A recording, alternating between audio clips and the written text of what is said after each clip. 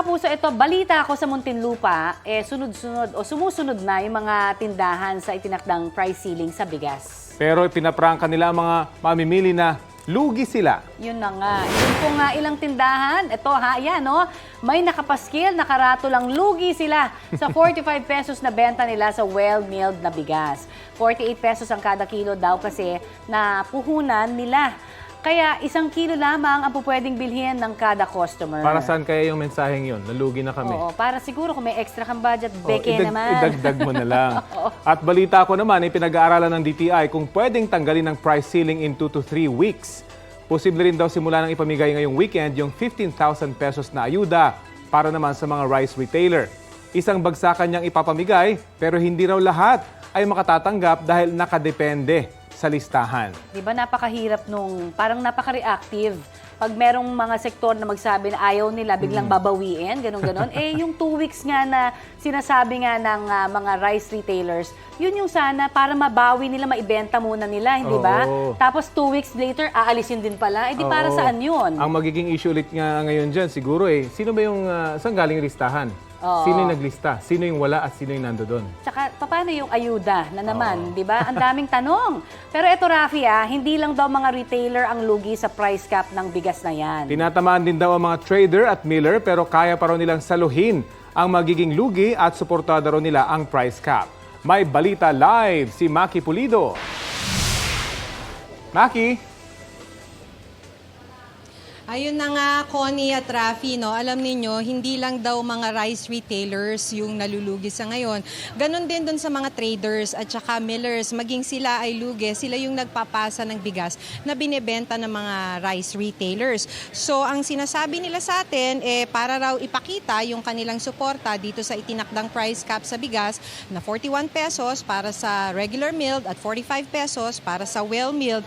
May ilang rice traders na diretsong nagbenta ng bigas dito sa Barangay Gulod, Novaliches, Quezon City. Taga rito kasi yung trader. Pero nandito rin yung DTI kanina, no, dahil bahagi raw ito ng kanilang programa na idiretso yung pagbebenta ng bigas sa mga buyers. Pero ang sabi sa atin ng trader na nakausap natin, sa totoo lang, lugi daw sila dito sa pagbenta nila. Katulad nga nung nasabi na natin, nung nagkwekwentahan kami kanina, no, 44 pesos per kilo daw yung puhunan nila sa bigas. 44 pesos yung kanilang pagbenta ng per kilo ng bigas na binibenta ngayong umaga. Binigay ito ng trader sa 44 sa halip na 45 pesos per kilo para raw mas makatipid yung mga bibili. Pero nung nagkwekwentahan kanina, nung tinatanong natin yung detalye, yung puhunan daw dito sa binibenta nilang 44 pesos ay 48 pesos. So ang ibig sabihin yan, lugi sila ng 4 pesos. 130 kabans yung commitment nilang ibenta ngayong araw. So kung ikwekwenta natin yan sa 130 kabans pa lang, nasa 26,000 pesos daw yung lugi nila ngayong araw. Pero ang sabi nila, sila na yung mag-a-absorb nitong lugi. Bago itakda ang price cap, nagmahal daw talaga yung palay na sumabay sa rice export ban ng India. Kaya mahal daw talaga yung bigas, hindi naman daw sila nagmamanipula. Mahal pa rin daw yung palay ngayon dahil magsisimula pa lang yung anihan. Hindi naman daw sila pinilit ng DTI na magbenta ng palugi. Tingin ng DTI kung ano man ang lugi sa pagbenta ng bigas sa ganitong presyo, ma-offset sa pagbebenta ng ibang klase ng bigas ng mga trader.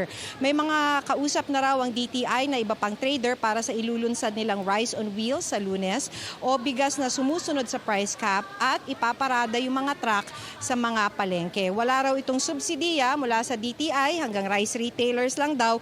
Voluntary rin daw itong ginawa ng mga traders na nakausap ng DTI. So yung commitment ay nasa 30,000 kabans na bigas ang ibebenta sa mga susunod na araw sa iba't ibang mga palengke na susunod sa price cap na 45 pesos para sa well-milled, 41 pesos para sa regular meal. Connie and Rafi.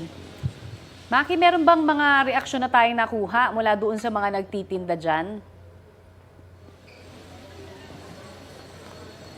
Sa mga nagtitinda, pero kasi ang nagtitinda dito, Connie, yung trader ha. Ito nga yung sinasabi nila na gusto daw nilang putulin yung middleman, di ba? Yes. So yung mismong trader ang nagbebenta ng mga bigas niya rito for 44 pesos. Okay.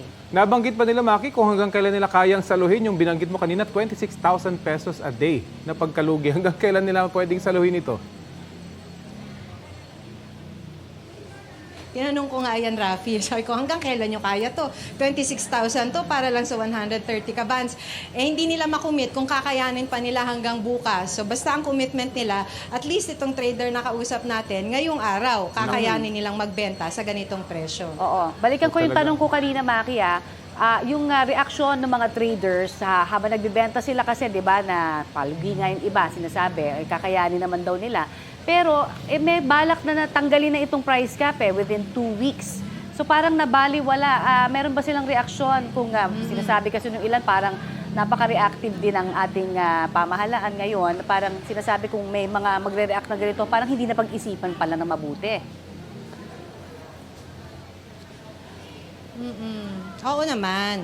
Kaso wala naman sila raw magawa. So kailangan daw nilang sumunod and they want to cooperate with the government agencies that they deal with dahil nagnenegosyo sila. So they want to cooperate. Oo. So siguro nga, sabi nga ng DTI, mau-offset sa ibang gastos pero para sa kanila talagang malulugi sila. So yun na lang nun, makiki-cooperate. Total, ang pag-asa nga lang daw, sabi nga ng trader na nakausap natin, nagsisimula naman na yung anihan, may mga palay na na mas mura na pwede nilang email na nanggagaling sa Nueva Ecija dahil nagsisimula na yung anihan doon. Nako, so talagang tiis-tiis na lang ulit tayo. Lahat-lahat nagtitiis. Kasama na itong mga retailers. Maraming salamat sa iyo, Maki Pulido.